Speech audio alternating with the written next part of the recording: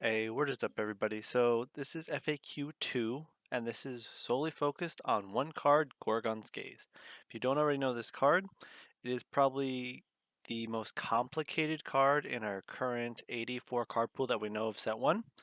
And you'll see, obviously if you're reading it beside me right now, it has some of the most text of any card we have. So just to read it through quick, so it's a 2-cost counter rune. You target an Elestral on the field until end of phase. The Elestral does not have an effect. It cannot receive enchantments, attack, nexus, or be used to ascend. Now there is a slight errata that will come out with future cards that it no longer says does not have an effect.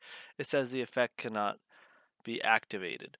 That's a slight wording change, but that is just to align the card with what it's supposed to do effectively and make it a little bit more clearer on how it functions. So, why is this card so complicated? Or what causes it to have so many weird interactions?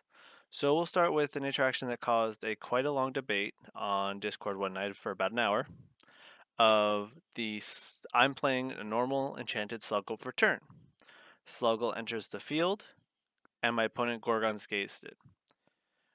The way that interaction works is Sluggle will resolve its effect even though Gorgon's Gaze is now on it. And that's because Sluggle's effect happens simultaneously as it enters the field.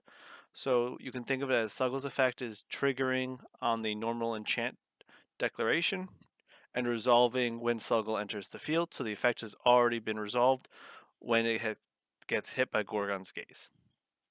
So that's one weird interaction.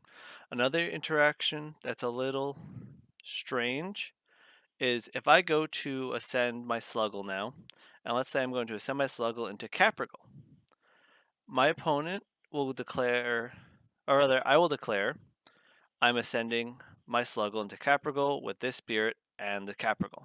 My opponent can then, on my declaration of my action, say, I will make it so that your Sluggle can no longer be enchanted or ascended or attack, etc.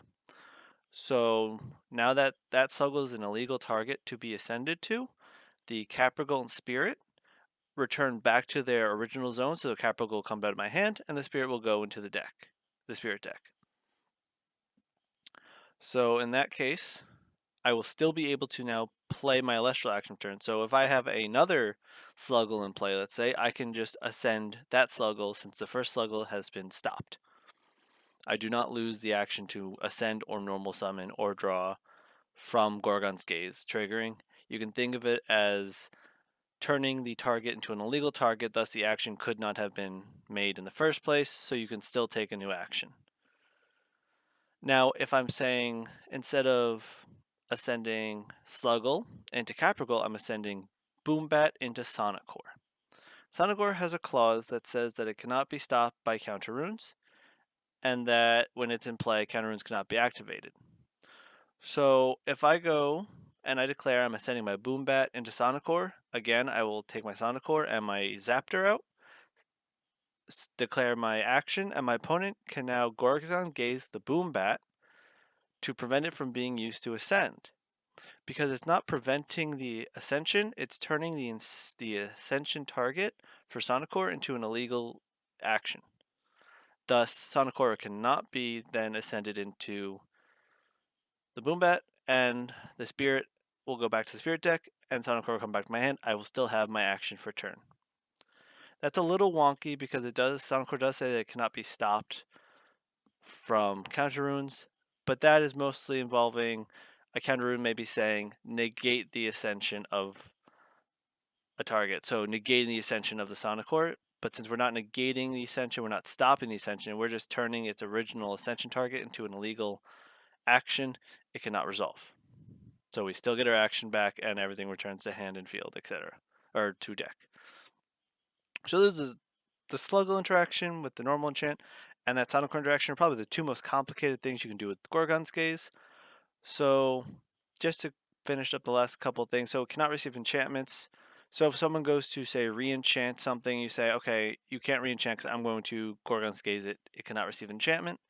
If someone tries to Kindleo Nexus 2 fire from a hammer to, let's say, They have a Leonite in play. Well, you can just Gorgons Gaze the Leonite. Now that Leonite cannot get that Nexus effect, but Kinleo can reuse the effect to instead use the action that it nexus to itself instead. So it doesn't lose that Nexus action. It just makes its original target illegal, thus stopping the action, but the action was not used up. Preventing attacks is interesting.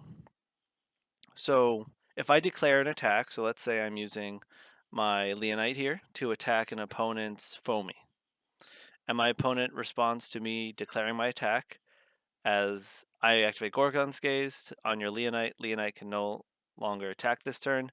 That will prevent the attack from happening because now the attack declaration was illegal and can no longer resolve. If somehow I get the attack back on Leonite, Leonite technically does not lose the attack, it just no longer can attack. It's unlikely that there's a way to get that attack back, but that could be relevant in the case of, say, Tsunami. So Tsunami, if I go to attack with Leonite, same situation, and my opponent plays Tsunami after I declare the attack, Leonite is then pushed into defense position, and the attack can no longer be a legal action, so the attack is stopped.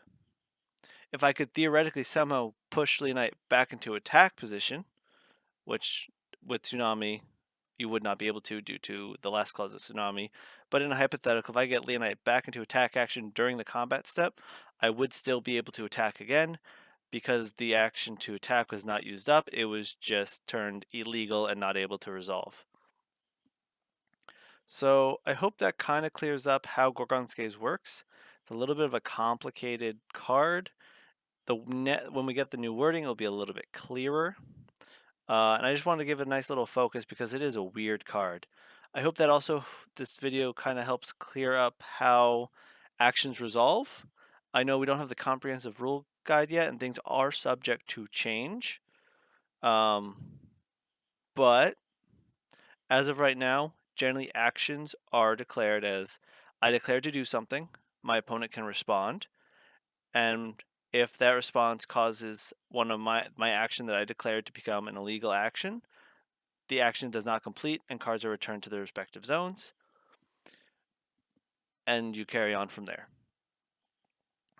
So yeah, that's about it for this video. I hope it wasn't too long. If you guys like this kind of content, if you have any questions about cards, please like, subscribe. In Discord, we just talked about a weird Tsunami Spinosect interaction. You could either check that out in our Discord chat under Rules Overview, or if you'd like me to make a video on that Spinosect interaction, I would do that as well. Leave a comment below. And you guys have a great time. Go play some Elestrals. If you have questions, leave them down below for the next FAQ video. Have a great one.